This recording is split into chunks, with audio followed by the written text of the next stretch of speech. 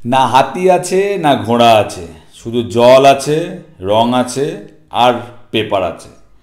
যে water colour নিয়ে এত ভয়, এত কথা, এত চিন্তা, এত ভাবনা, ওয়াটার কালার পারি না, ওয়াটার কালার পারি না, আমি এমনভাবে এই কাজটা করব, বুঝতে পারবেন যে একবার যদি হাতে সেট হয়ে যায় তাহলে কত সহজে ওয়াটার কালারটা করতে পারা যায়।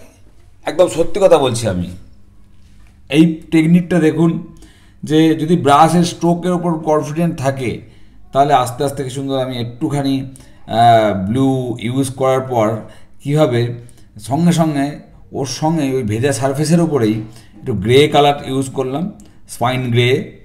হ্যাঁ, অপোজিট সাইডে ওইটা ইউজ করছি গ্রে। শুধু মাঝখানের আকাশটা অল্প একটু কোবাল্ট ব্লু, আপনি যে কোনো ব্লু আপনার কাছে থাকবে, যে কোনো blue, light blue, dark blue, আপনি হালকা করে একটু ইউজ করুন। কোনো স্যার কী রঙ ব্যবহার করছেন, এই রঙটা কী, ও রঙটা কী, এত কিছু দরকার নেই। আকাশের মধ্যে লক্ষ রঙের খেলা হয়। আকাশে যদি আপনি ক্রিমসান লেকও দেন, যদি অরেঞ্জও দেন, কোনো যদি বার্ন আম্বার দিয়ে দেন, তবুও আপনাকে কেউ আঙুল তুলে বলতে পারবেন না যে আপনি আকাশটা ভুল করেছেন। কারণ সূর্যাস্ত, সূর্য উদয়, দুপুর, রৌদ্র, বৃষ্টি, এক একটা সময় আকাশটা এক একটা অদ্ভুত রূপ ধারণ করে। হাজারো রঙের খেলা আমরা আকাশ দেখতে পাই। তো আপনার যে কালার পছন্দ, যে ব্লুটা আপনার কাছে আছে, যে গ্রেটা আপনার কাছে আছে, যদি গ্রে না থাকে অল্প একটু ব্লুর সঙ্গে ব্রাউন মিশিয়েও আপনি কিন্তু গ্রেকে তৈরি করে নিতে পারেন। মুদ্রা কথাটা হলো যে ওয়াটার কালারের ভয়টাকে আমি মানুষের মধ্যে থেকে দূর করতে চাই, যে ওয়াটার কালার পারি না, তারা ওয়াটার কালার তো খুব ডিফিকাল্ট, করতে গেলে হয় না। আমার কথাটা শুনুন, একটু প্র্যাকটিস করুন এই সিম্পল ছবিগুলো। মেন প্রবলেমটা কি হয়, আমরা দুটো ইউটিউব ভিডিও দেখে 4টে ক্লাস করে 5টা ওয়ার্কশপে যাওয়ার পরে আমি ভাবি মাস্টার আর্টিস্ট হয়ে যাব। ব্যাপারটা আসলে তা না, ব্যাপারটা হচ্ছে ড্রয়িংটা আপনারা প্র্যাকটিস করুন। ওয়াটার কালার নিয়ে ভাবার আগে নিজের ড্রয়িং স্কিল, পার্সপেক্টিভ সেন্স, এই কালার কম্বিনেশান, কালার সেন্সটা থাকা খুব জরুরি। যে দূরের জিনিসটা কেমন হবে, কাছের জিনিসটা কেমন হবে, একবার যদি মাথায় ঢুকে যায়।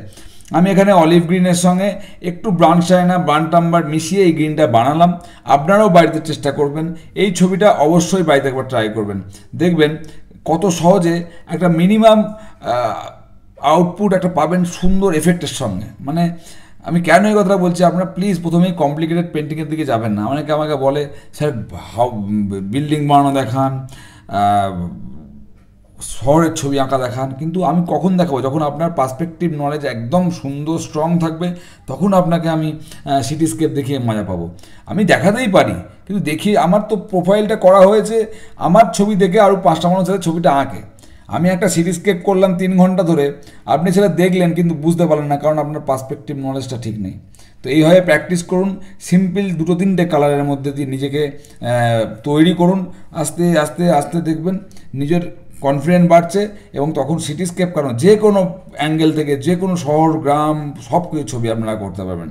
আমি কথা দিলাম, আমার কথাটা একটু শুনুন, এই সিম্পল ছবিগুলো বাড়িতে প্র্যাকটিস করুন।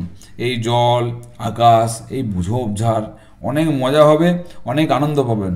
কমপ্লিকেটেড ছবি আঁকতে গিয়ে হিজিবিজি করে পেপার নষ্ট করে পড়ার থেকে আমি সিম্পল এবং মনোরঞ্জক ছবি আঁকবো, যেটা মানুষের চোখে সুন্দর একটা শান্তির অনুভূতি দেয়। আমার কাছে এটাই ওয়াটার কালার। কমপ্লিকেশনের থেকেও সিম্পলিসিটি এবং সুন্দর পরিচ্ছন্ন কাজই হলো ওয়াটার কালারের মূল কথা। অনেক ধন্যবাদ, পাশে থাকবেন, সাথে থাকবেন। Thank you.